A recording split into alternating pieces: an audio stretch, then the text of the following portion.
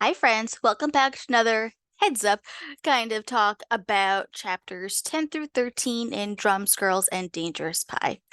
In chapter 10, just when we think things can't get worse for Steven, uh, at this point, with everything just kind of going downhill, especially with his grade situation, we learn that things are not going much more smoothly than we would hope they would.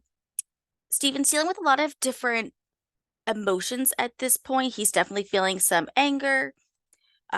Jeffrey continues to get worse. He unfortunately starts to lose all of his really pretty hair.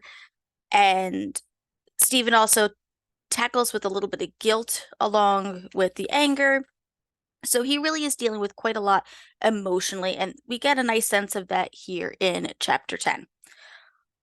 And unfortunately, Stephen does come down with the flu and he is shipped off to his grandparents' house across town for a week because he cannot be near his brother in case Jeffrey picks up any germs that could really just put him in a uh, really bad spot to be in. So therefore, Stephen is sent out of the house and he is not happy about this whatsoever.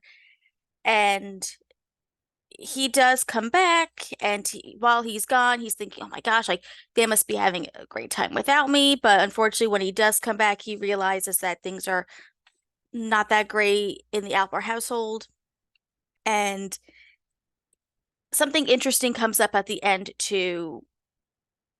Steven sees his dad is slumped over a pile of papers at the table, and he's crying, which I think is a pretty big deal. Number one, when you see a parent cry, but also because we haven't seen any emotion really from dad at all until this point. So there's just a lot of stuff going on emotionally with the Alper family that we really see in chapter 10.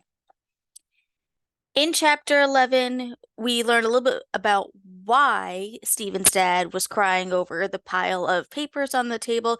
They were medical bills, and we learn a little bit more about the financial situation with the family, which is clearly going to contribute to the emotional effects as well. Um, it's just not looking very good for the family. And unfortunately, Steven spent majority of his break trying to catch up on worksheets, and he did a great job until he was out sick for a week with the flu. So now he's, back to being a little behind. So Annette is amazing and helps him quite a bit to tutor and catch him up. And unfortunately, Annette cannot tutor him in math, but Renee Albert decides to volunteer to go to Steven's house to tutor him in math. Mixed emotions here. Definitely exciting for Steven, a little nerve-wracking because Renee is going to his house. I'm sorry, that's a really big deal. But also kind of like, oh my gosh, she's coming to my house. So a lot of mixed emotions there again. And Annette tutors Steven and also plays with Jeffrey, and she does a really great job with him. And then I don't want to give it away, so I'm just going to kind of say that unfortunately, when it's time for Renee to get to the Alper household, we really learn her true colors.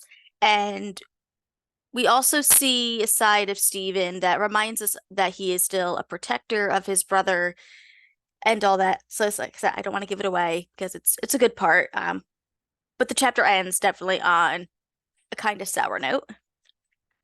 In chapter 12, again, the family just continues to kind of deal with what's going on with Jeffrey's situation.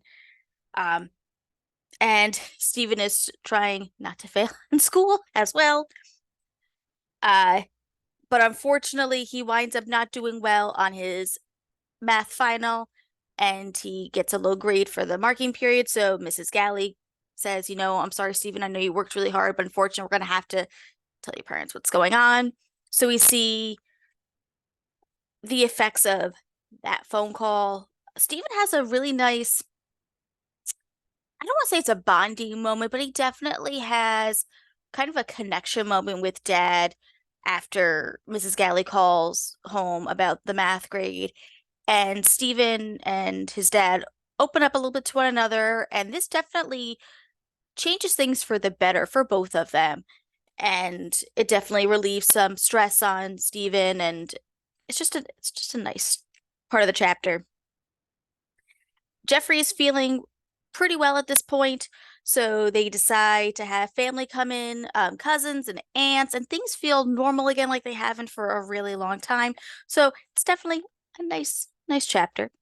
And then in chapter 13, Stephen starts having a what he calls the dream, but it really should be called the nightmare, where he wakes up screaming. He does not tell his parents what this dream slash nightmare is about because he obviously doesn't want to stress them out any more than they already are.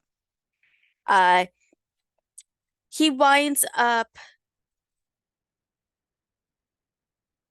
telling Mrs. Galley what's going on, and he finds it really helpful actually to talk to her, and he is starting to trust her, which I don't know about you, but I feel like it's really hard, especially when you're a kid, to trust an adult. And we see with Stephen here opening up, being vulnerable, and having a space where he can really express himself without worrying about if is he gonna upset one of his parents, whatever it is, because he's talking to someone that's not a family member. It's a little bit easier for him, and it's quite helpful for him, I like to think. And Mrs. Galley ends the chapter giving him some really great advice that is hopefully going to make things a little bit easier for him. So just a quick little heads up what is coming your way in chapters 10 to 13, and I'll see you in class.